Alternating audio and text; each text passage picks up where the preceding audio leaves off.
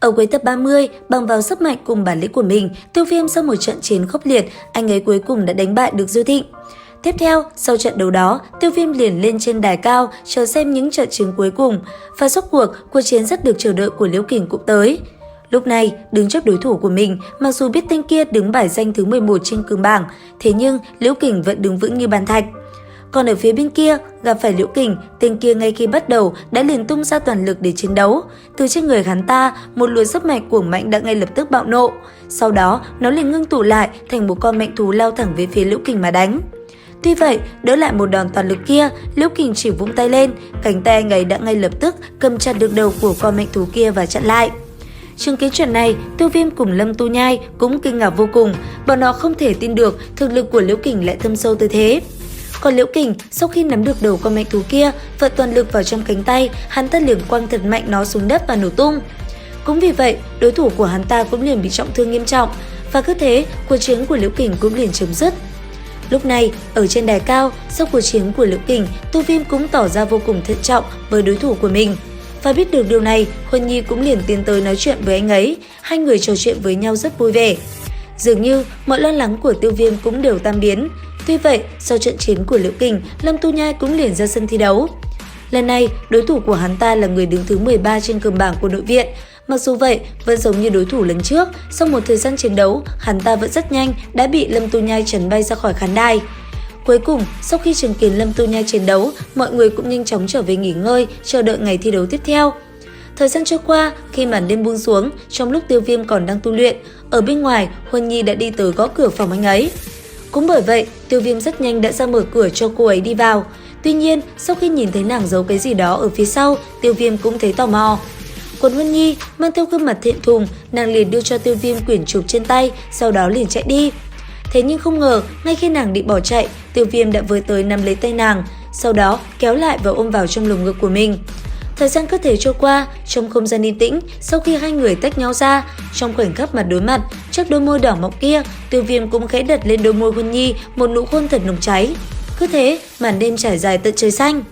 Khi hai người tách nhau ra, Tiêu Viêm chậm rãi kéo theo Huân Nhi vào phòng, rồi lên hỏi nàng về món đồ khi nãy. Và đáp lại, Huân Nhi cũng liền nói, đó chẳng qua chỉ là một bộ đấu kỹ mà thôi. Tuy nhiên, Tiêu Viêm cần phải đạt đến cấp độ đấu vương mới có thể mở nó. Nghe thấy vậy, biết thứ này quá quý giá. Bởi thế, Tiêu Viêm cũng không dám nhận, Huân Nhi phải năn nỉ tên tiểu tử kia mới đồng ý nhận nó.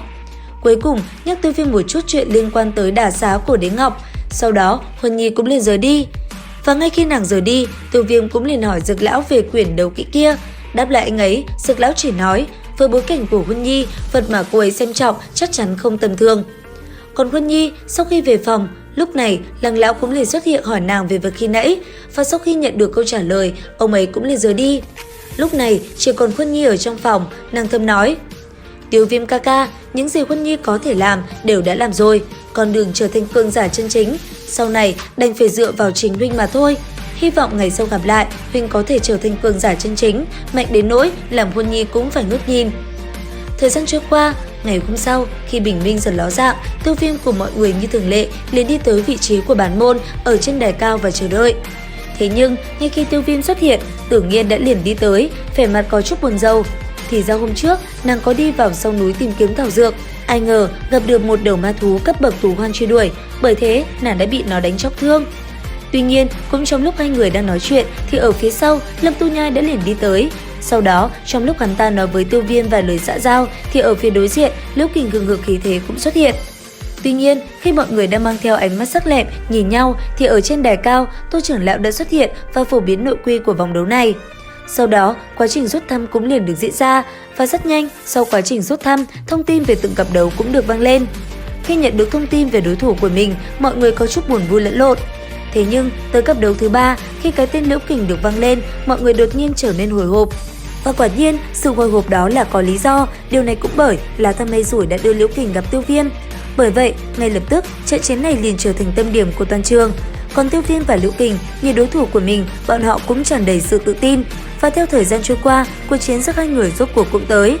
Đến đây thì hết tập 31/5 đấu phá thương khung. Xin chào và hẹn gặp lại các bạn ở những video tiếp theo.